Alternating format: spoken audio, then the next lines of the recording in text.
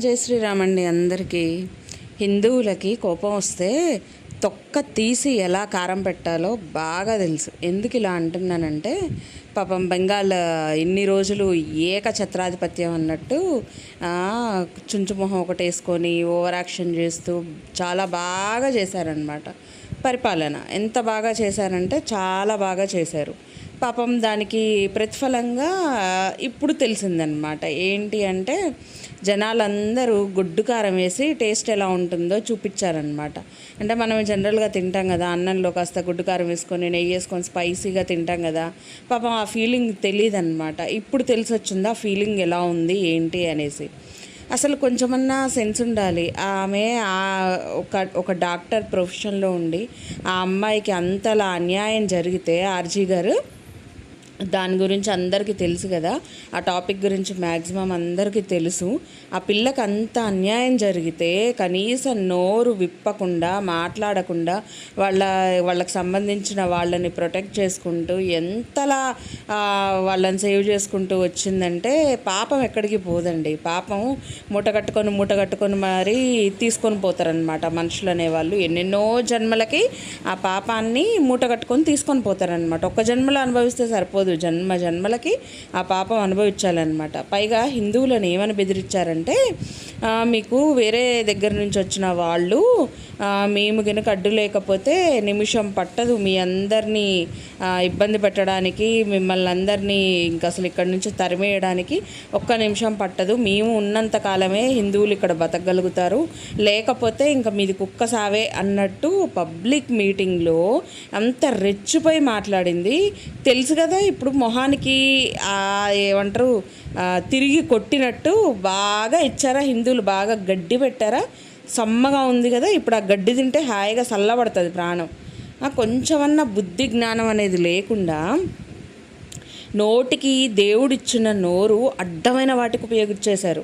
ఎలా అంటే, గుళ్ళకి వెళ్ళి గుళ్ళల్లో కూడా దేవుడి దగ్గరికి పూజలు చేసేటప్పుడు స్టార్టింగ్లోనేమో జై శ్రీరామ్ అని చెప్పేసి చాలామంది దేవుళ్ళ పేర్లు దేవతల పేర్లు వాడుకొని హిందువుల ఓట్లు వేయించుకున్నారు.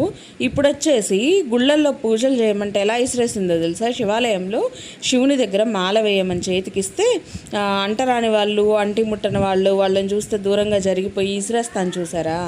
లేకపోతే బిచ్చగాళ్ళు అంటే కొంతమందికి విరక్తి అనేది ఉండి వాళ్ళని పాపం మనుషుల్లాగా కూడా ట్రీట్ చేయక మనం దూరంగా ఏదో పడేసిన ఫీలింగ్ ఉంటుంది చూసారా. అది కనిపించింది మొహంలో.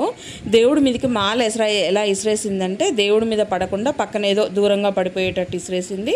అలానే పూలిస్తే కూడా చేతికి అంటకుండా పారబోసినట్టుగా పూలు వేసిందనమాట. అలా గుళ్ళల్లో ఒక ఆమె అయితే పాపం హిందూ ఆమె వచ్చి బొట్టు పెడుతుంటే ఆ బొట్టు కూడా పెట్టించుకోకుండా వెనక్కి జరిగి నాకొద్దు అని చెప్పేసి డైరెక్ట్గా చెప్పేసింది. అలానే హిందువులని కావాలని టార్గెట్ చేసినట్టుగా మిమ్మల్ని వాళ్ళతో ఏదైనా చేయిస్తాము, మా గ్రిప్లో ఉంటేనే మీరు ఇక్కడ బతకగలుగుతారు, మేము చెప్పింది వినకపోతే మిమ్మల్ని ఇక్కడ నుంచి లేపేయడం ఎంతసేపు పట్టదు అన్నంత ఒళ్ళు కొవ్వెక్కి గర్వం అనేది నెత్తికెక్కి నాట్యం ఆడిందనమాట. నాట్యం కూడా ఎలా చేసింది, మన హిందూ సాంప్రదాయాల ప్రకారం చేస్తుంటే ఏందో కాలిన నిప్పు కణికలు కాళ్ళ కింద ఉంటే ఎక్కువసేపు నిల్చోలేక చేస్తారు చూసారా, దిక్కుమాలిన ఎగురుళ్ళు కుప్పిగంతులు. సో అలా కుప్పిగంతులు వేస్తూ ఏదో షో చేయాలనిపించింది. చూస్తే నాకేంటంటే, ప్రేమిస్తే సినిమాలో పిచ్చెక్కిన తర్వాత భరత్ రోడ్ల మీద ఏమేమే అనుకుంటూ తిరుగుతాడు చూసారా. సో అలాగే ఎగిరినట్టు అనిపించింది. అప్పుడే అనిపించింది, కొంచెం మెంటల్ హాస్పిటల్లో అన్న జాయిన్ చేయండి రా బాబు, ఇదేం గోలా. అసలు బయట తిరిగి మళ్ళీ ఒక పెద్ద పోస్ట్ ఇచ్చి మరీ కూర్చోబెడితే ఇలానే ఉంటుంది. జనరల్గా మన పెద్దవాళ్ళు అంటారు కదా, కుక్కర్ని తీసుకెళ్ళి సింహాసనం మీద కూర్చోబెట్టినా తిరిగి వచ్చి బురదలోనే బొర్లుద్ది. దాని నిజ స్వభావమే అది ఉండాల్సిన ప్లేస్ అది. దాన్ని తీసుకెళ్ళి మనం ఏం చేస్తాము, పూర్తిగా మనం ఇష్టపడిపోయి దాన్ని తీసుకొచ్చి ఏం చేస్తాము, మనం పడుకునే బెడ్ల మీద పడుకోబెడతాము, లేదంటే దానికి సపరేట్గా బెడ్ అరేంజ్ చేస్తాము, దానికి సపరేట్గా ఒక ఈ ప్లేస్ అనేది అరేంజ్ చేస్తాము. కానీ దాని బుద్ధి మారుతుందా? మారదు. పోయి అక్కడ చూడండి మీరు, నేలకే దాని ఒళ్ళు రుద్దుకుంటూ ఉంటుంది. తర్వాత బురద ఉన్న దగ్గరికి ఎక్కువ వెళ్ళిపోతుంది, పెంట ఉన్న దగ్గరే వాసనలు ఎక్కువగా చూస్తుంటుంది. బుద్ధి మారదండి, ఆ బుద్ధి అనేది మారదు. సో అలానే ఈ మనిషి బుద్ధి కూడా మారలేదన్నమాట. ఎంతసేపటికి ఒరిజినల్ స్వభావం బయట పెట్టేసింది. ఇప్పుడు ఏమంటది, అదంతా మెయిన్ పార్టీ కుమ్మక్క అయిపోయారు, సో వాళ్ళు ఇది చేసేసారు, అది చేసేసారు, జనాలు మాకే ఓట్లు వేసేసారంట. అసలు ఒకసారి అద్దం ఉంటే అద్దం చూసుకుంటే తెలుస్తుంది ఎవరెవరికి వేశారు ఏంటి అనేది. అడ్డమైన నోరు ఉంది కదా అనే నోరు హిందువులు ఏదన్నా పడుంటారు. సో వాళ్ళ నైతిక స్వభావం అది. భయపెడితే భయపడతారు, తిడితే పడతారు, కొడితే చూస్తూ ఊరుకుంటారు. వాళ్ళందరికీ ఒక యూనిటీ ఉండదు, వాళ్ళు ఒక మాట మీద నిలబడరు, మిగతా వాళ్ళందరికీ ఉన్న యూనిటీ హిందువులకు ఉండదు అనే ఒక విపరీతమైన ధోరణి మనుషుల్లో బాగా పెరిగిపోయింది. కానీ ఓపిక ఉంటుందండి హిందువులకి. ఎంతవరకు అంటే ఒక స్టేజ్ వరకే ఓపిక ఉంటుంది.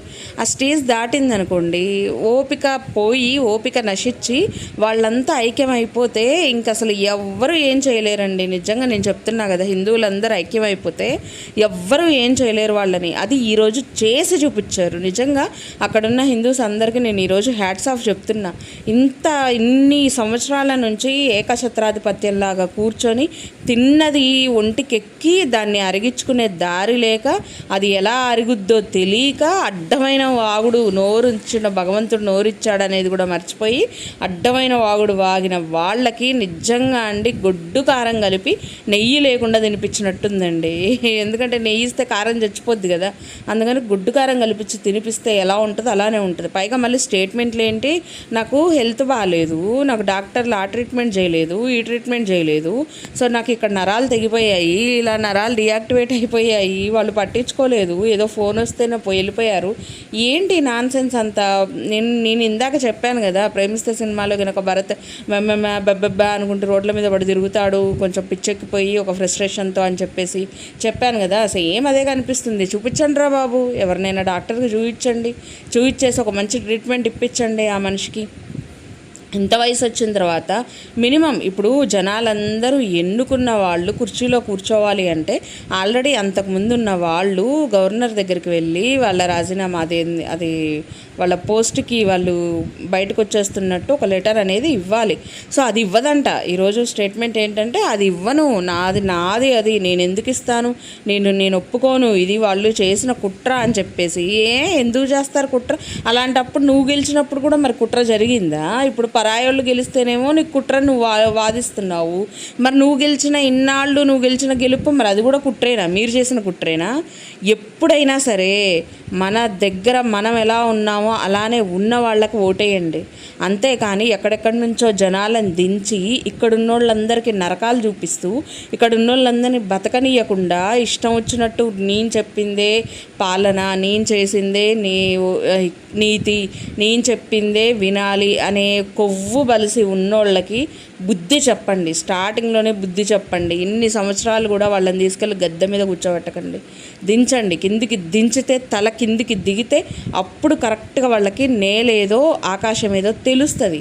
దేవుణ్ణి కూడా విమర్శించారు, దేవుణ్ణి కూడా తిట్టారు. మనం పూజించే ఎవరైతే భగవంతుడు ఉన్నాడో ఆ భగవంతుడి దగ్గరికి వెళ్ళి అడ్డమైన వేషాలు వేస్తారు. సరే మనుషులం అంటే ఓపిక ఎక్కువైపోయి మనం చూస్తూ కూర్చుంటాము, వింటూ కూర్చుంటాము, కానీ దేవుడు ఊరుకోడు కదా. ఎక్కడ ఎలా తన్నాలో అలానే తన్నాడు. నిజంగా చెప్తున్నా అండి, ఎక్కడ ఎలా తన్నాలో అలానే తన్నారు. ఎవరికైతే నెత్తి మీద నా కిరీటం ఉంది అని కొవ్వెక్కి వాగారో ఆ కిరీటాన్ని కాలదన్నాడు. నిజంగా దెబ్బకి తల తిరిగిపోయి కళ్ళు నేల మీదకి వచ్చి నేల ఏదో ఆకాశం ఏదో ఇప్పుడు కనిపిస్తుంది. ఇప్పుడే కాదు, ఇక ముందు ఇంకా కనిపించాలా, మనుషులు కనిపించాలా, వాళ్ళు చేసిన ఇబ్బందులు కనిపించాలా, తిరిగి ఆ ఇబ్బందులన్నీ ఫేస్ చేయాలా. అప్పుడు కానీ కరెక్ట్గా నెక్స్ట్ ఏంటి అనేది వాళ్ళకి అర్థం కాదనమాట. సో ఇది ఫ్రెండ్స్, నేనైతే చాలా హ్యాపీగా ఈ వీడియో అయితే చేశాను. మీ అందరికీ నచ్చుంటే లైక్ చేయండి, షేర్ చేయండి, అలాగే సబ్స్క్రైబ్ చేసుకోండి. Thank you so much for watching. ఇంకో మంచి వీడియోతో మేము ముందుకు వచ్చేస్తాను. బాయ్.